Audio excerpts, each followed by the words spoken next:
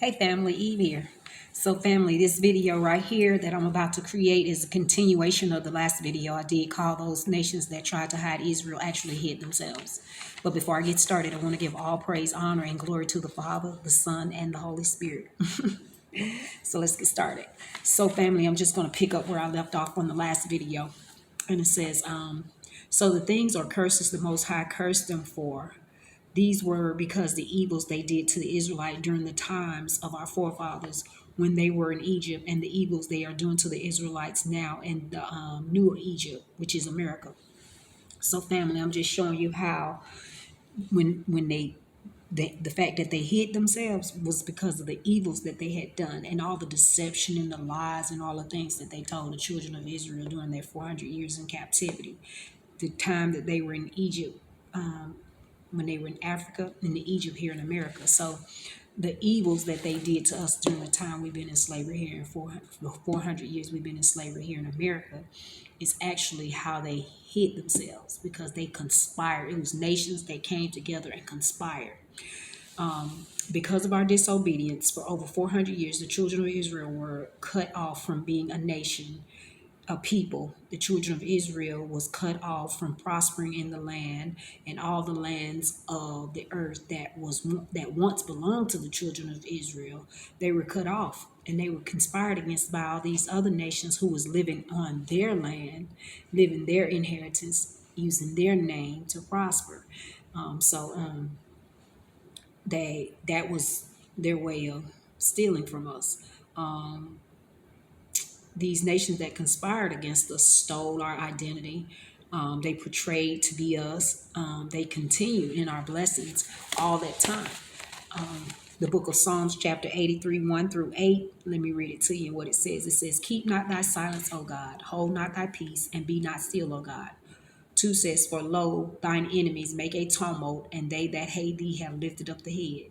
A tumult is a trap. And when they say they have lifted up the head, meaning they all are they conspiring, they're using their minds to come together. And it says they have taken crafty counsel against thy people and have consulted against thy hidden ones. That's what they did. Crafty counsel mean they conspiring. They together, like all together, all these nations came together and they thinking, oh, what can we do to them to keep, conspiring. And it says they have said, come and let us cut them off from being a nation, that the name of Israel may no longer be in remembrance. For they have consulted together with one consent, they are confederate against thee. Meaning they have taken, like the crafty counsel, meaning all of them had taken their minds and come together. All these nations came together and they conspired against this one nation. And it says, they said, they conspired so that they can figure out a way so that our name won't be remembered, so people won't remember who we are. Like they cut us off from being a nation, meaning that nobody knows the nation of who the true nation of Israel is, who our people really are. And it says they came with one consent, meaning they all came up with this idea, all of them with one consent. They all consented in this thing together. And it says they are confederate against thee, meaning they are an army against the children of Israel. Confederate means an army, meaning they all came together as an army to bring us down, to conspire against us. They figure an army, that means their strength, meaning they all came together with their strength to bring us down as a people. And it says, 6 says, the tabernacle of Edom, the Ishmaelites of Moab, and the Hagarenes. Edom is Esau. The Romans, the Greeks, the Italians, the British, the English. Also, the Canaanites is a part of Edom, Esau. The Ishmaelites is the Arab, the Islamic nation. Moab, the Asian nations, the Gentiles. They got a little bit to do with Japheth, and because they're the Mongoloids, they are a part of the Gentiles, Japheth. And the Hagarenes. Hagarenes is Hagar, the mother of Ishmael, the handmaid, Sarah's handmaid that she gave to Abraham, and she bare Ishmael. Gabal and Ammon. Gabal is the Africans as well. Ammon is like part of the Asian nations, and Amalek.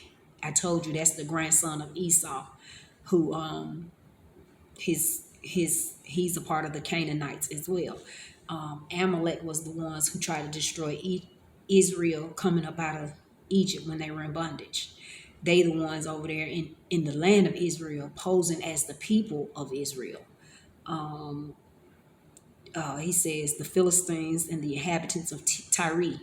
Tyre are the people that live on the coastline that did all the trading and that traded us into slavery. Philistines, also the Romans.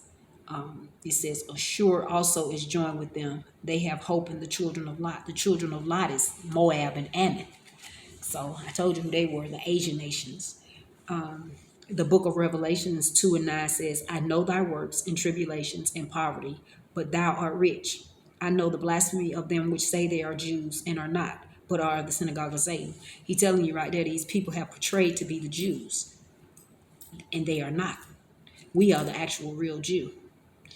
We were born of the seed of Eber. Eber is Hebrew Jew. Jew, the name Jew came from Judah. So how can they be Jews if the name came from Judah, which is the son of Israel? They never thought we would figure that out. Don't know how, don't know why. The book of Revelations 3:9 says, behold, I will make them of the synagogue of Satan, which say they are Jews and are not, but do lie. Behold, I will make them to come worship at thy feet.